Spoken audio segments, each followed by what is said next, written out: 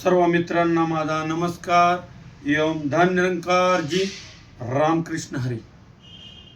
मित्रांनो, एकनाथ महाराज यांचं गाव पैठण, शांती दूत सागर म्हणून त्यांना ओळखलं जायचं।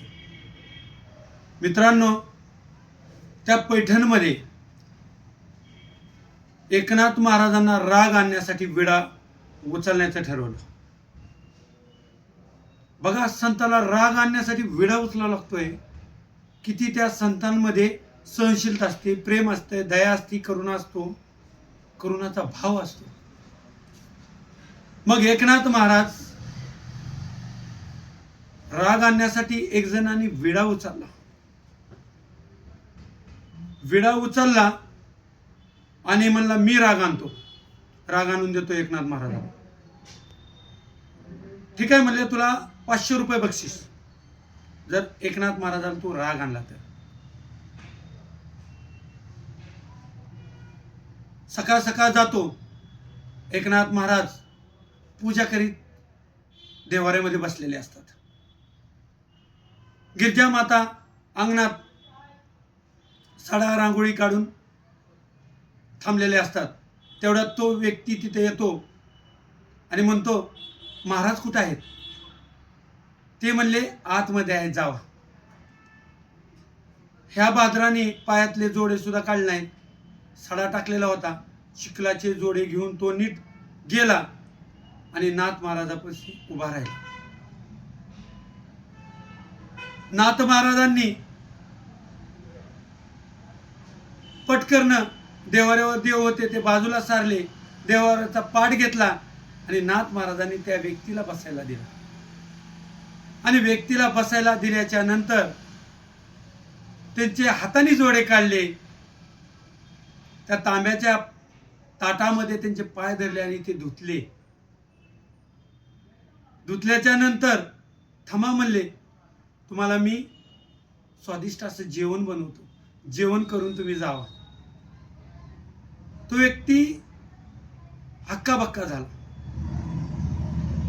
जेवण करून जावा म्हणल्याच्या नंतर त्या व्यक्तीच्या आणखीन एक मनात कल्पना सुचते आणि तो तिथं थांबतो, म्हणतो, आणखीन तर राग आला नाही नाथ महाराजाला, मग राग आणण्यासाठी आणखीन काय करावं लागेल हा डोक्यात तो विचार करू लागला।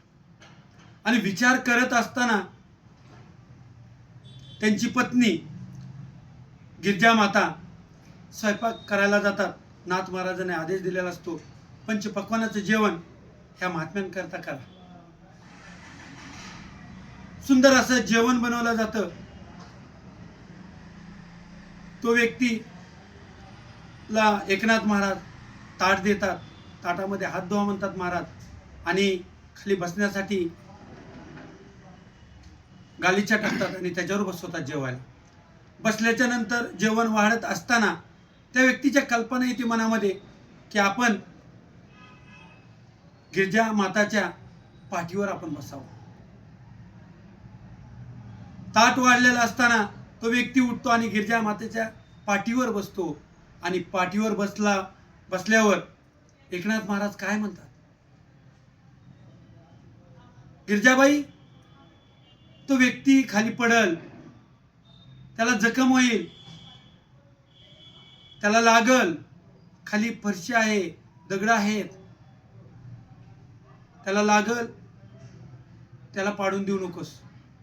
गिरजा माता म्हणतात, ठीक आहे महाराज, मीही त्याची माझ्या लेकराप्रमाणे काळजी घेते।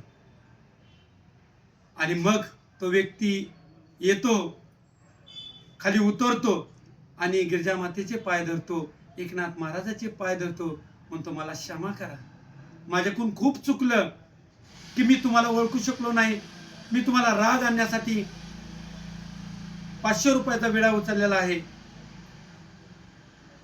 मला क्षमा करा।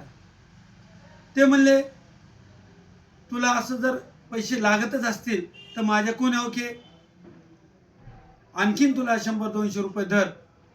त्यावेळेस तो व्यक्ती गळवळून रडू लागला। म्हणजे सांगायचा भावार्थ एवढाच आहे की संत किती थोर असतात, किती महान असतात। संत येती घरा तोची दिवाळी दसरा। प्रेमाने बोला, धन निरंकार जी। सर्वांना माझा नमस्कार एवं धन निरंकार जी रामकृष्ण हरी।